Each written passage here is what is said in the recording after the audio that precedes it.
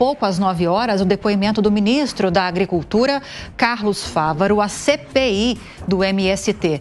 Continuamos em Brasília, mas agora com a Janaína Camelo, que vai explicar para a gente sobre essas expectativas da participação de Fávaro, que tinha dito que não iria, mas depois recuou. Foi isso, Janaína, que aconteceu? Foi isso mesmo, Lívia. Ele disse isso na última terça-feira.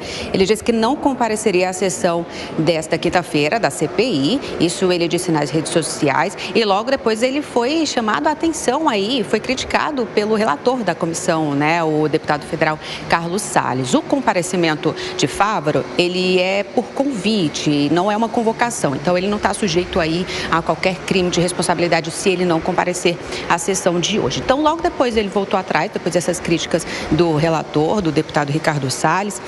Ricardo Salles, ele disse nas redes sociais, ele escreveu o seguinte: logo depois que Fávaro disse que não viria à comissão, ele disse que Fávaro fugiu da sessão. Nas palavras dele, chamou o ministro de traidor do agro.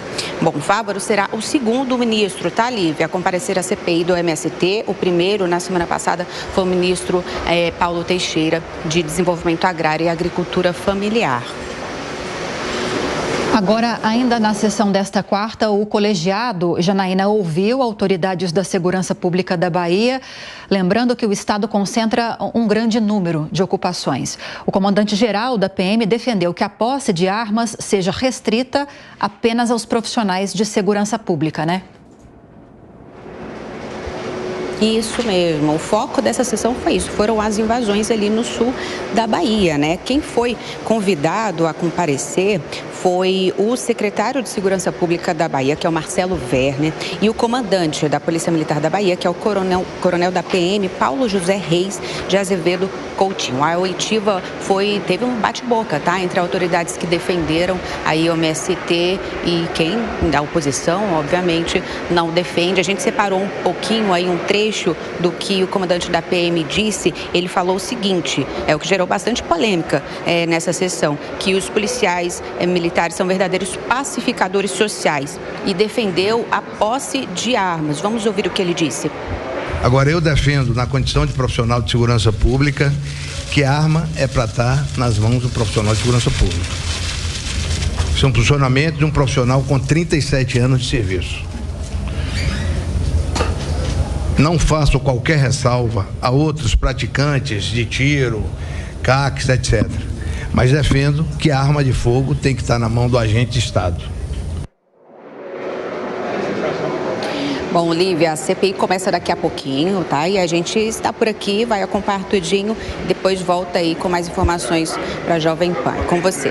Combinadíssimo, Janaína Camelo, bom trabalho para você. Hora de mais análises aqui no Jornal da Manhã. Não sei se você reparou, Amanda Klein, a expressão de Ricardo Salles ao acompanhar essas falas do comandante da PM da Bahia, dizendo que armas precisam estar restritas. Olha só, a gente está até reexibindo essa imagem para quem está nos acompanhando pela TV e pelas plataformas digitais, nos acompanhando em vídeo. Na hora em que o comandante da PM defendeu que o porte de armas precisa ficar restrito aos profissionais de segurança pública. Será que Salles concordou com isso? Provavelmente não, né, Lívia? Até porque ele defende o armamento da população, mas nesse caso o comandante da PM da Bahia tem razão, em que pese o fato da PM da Bahia ser a PM que mais mata no Brasil. A gente viu, acompanhou, embora a gente trate muito a Operação Escudo aqui em São Paulo, a gente acompanhou também as mortes na PM da Bahia, que para além dessas questões ideológicas, direito à esquerda, porque a esquerda aquela coisa popular, bem chucra, né? Defende só os direitos humanos e não defende os policiais, e a direita defende a polícia. Quem mais mata é justamente a polícia sob o comando de um governo de esquerda, o governo do PT. Hoje, Jerônimo Rodrigues é o governador da Bahia, mas a Bahia está sob comando petista, sei lá, quase 20 anos, né? Se a gente for voltar para Rui Costa, Jacques Wagner e outros. Enfim, mas voltando aqui ao caso em questão, a gente tem a CPI do MST, que parece caminhar para o ocaso, dificilmente será prorrogada, principalmente depois das mudanças promovidas pelas lideranças partidárias, republicanos, União Brasil, PP, todos fizeram mudanças e sob a ordem de Arthur Lira, que fez um sinal, uma indicação ao governo.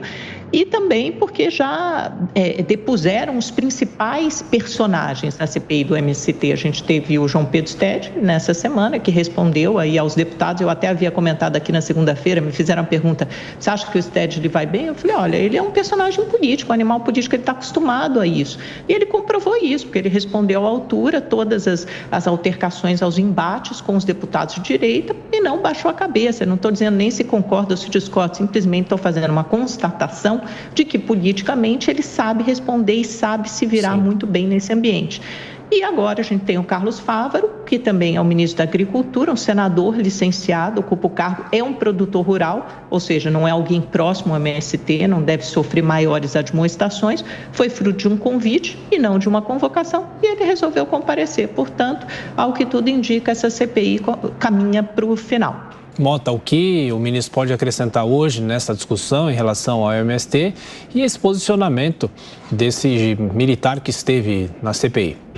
Vamos começar pelo militar. O que o comandante, eu acho que ele é comandante, disse é uma coisa óbvia. As armas só deveriam estar nas mãos dos profissionais de segurança. Acontece que no Brasil existe um verdadeiro exército clandestino que tem armas de guerra. Se alguém quiser comprovar o que eu estou dizendo, é fácil. É só ir a qualquer comunidade, a qualquer favela ou a qualquer quebrada de qualquer cidade grande. E vocês vão ver isso acontecendo.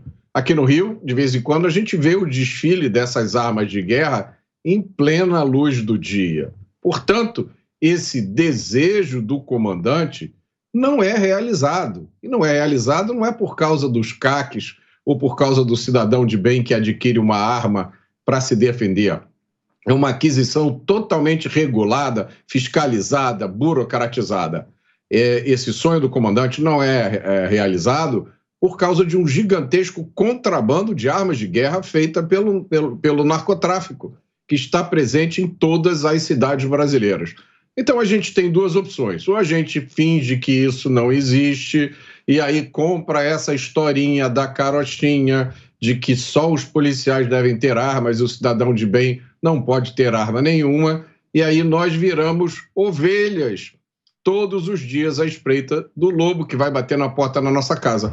Ou então a gente encara a realidade e assume responsabilidade por nossa própria defesa, porque a polícia, por melhor que seja, não pode estar em todo lugar e nem pode responder em questão de segundos. Ninguém é obrigado a ter uma arma. Quem acha que está bom do jeito que está, fica sem arma.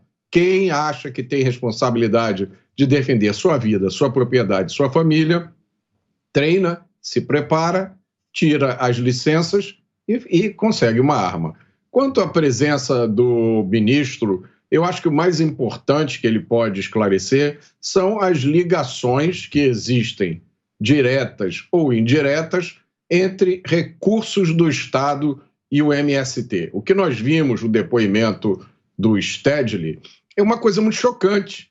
É uma pessoa que passou a vida inteira ganhando a vida sendo líder de um movimento ilegal. Um movimento que tem como atividade principal invadir propriedade. E aí ele vai lá com toda tranquilidade, provavelmente muito bem orientado por seus advogados, diz que não sabe da maioria das coisas erradas que acontecem, porque afinal são 5.000 invasões e 500.000 famílias, é impossível controlar tudo aquilo. Ora, foi uma resposta, no mínimo, um pouco debochada.